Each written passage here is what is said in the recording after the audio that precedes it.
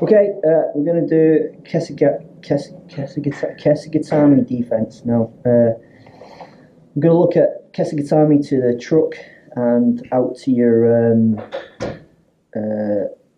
twister setups, really, to be honest. This was taught to me in 1984 as Mongolian back crank.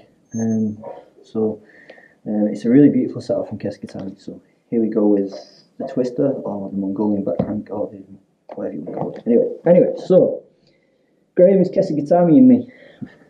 Alright, it's a really good pin this, but it's only a pin. He's lifting my elbow off the ground, he's based here, his head's really low against my head.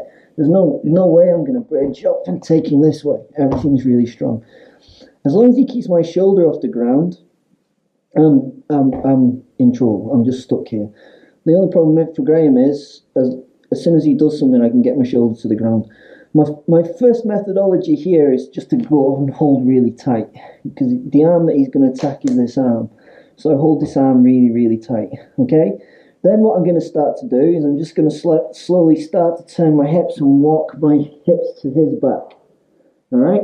So I'm going to walk my hips around to his back. As I walk my hips around to his back, I'm making space to get my shoulder to the ground on this side, okay? So I'm walking my hips around and I'm making space to try and get my shoulder to the ground, okay? Once I get my shoulder to the ground, I'm now threatening him and he is now in danger. I've only got a lap belt, but he's in danger, alright? I'm just going to keep driving. This foot is going to reach and grab over the top leg, and I slot my bottom leg in between and I go over the top and I triangle this leg up. Okay, so you can see now that I've triangled this leg up. As soon as I triangle this leg up, I'm going to go inside and I'm going to grab his wrist. And as I grab his wrist, I'm going to start to stretch him out and take him over to this side of my body. I'm going to keep hold of this wrist. Okay, the reason why I keep hold of this wrist is because if I pin it to his chest, it's actually difficult for him to turn that way, and it's difficult for me to turn this way. Now, Graham, thank gosh, has not taken his arm out from behind my head, alright? 9 times out of 10, he will have taken his arm out from behind my head because he's not silly, alright?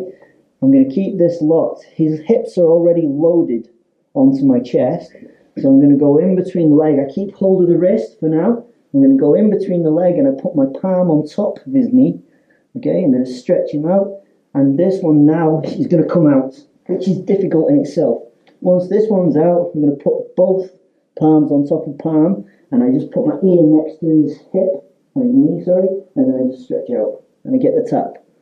Okay, it's very old school, but very new school as well.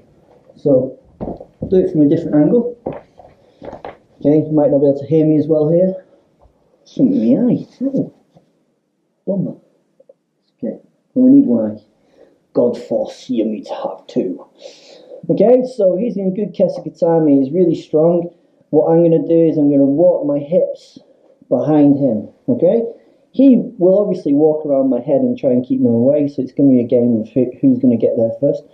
I like to bridge and bring my hips in. Once my hips are in, obviously I'm guarding, holding really tight here. Once my hips are in, I'm going to drag this shoulder to the floor.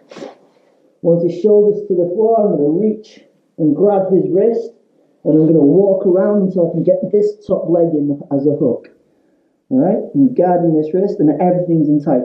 My head stays in front of this arm, if I can, possibly. I'm going to pull that through and slot my other leg through, and I set up my lockdown or my inverted lockdown. I'm keeping hold of this wrist. Okay? At the moment, his arm is trapped behind my head. There's no way he's going to leave it there. That's going to come straight out. All I do is take him to this side and I load him up on my hips. I've got to keep his hips on my hips. If his hips come off my hips, then he will have nothing to tap to because the banana split doesn't work. I keep him loaded up. This hand's going to go in and I grab the top of his knee. Okay, one of the reasons why I do this is if he reaches up to try and pull my arm out, it doesn't really matter. He's just going to pull it tighter through that gap. Okay, put this on the palm. I'm then going to swing my arm out and put my palm on my palm, put my ear next to his thigh, and then I'm just going to pull and squeeze. and get the tap.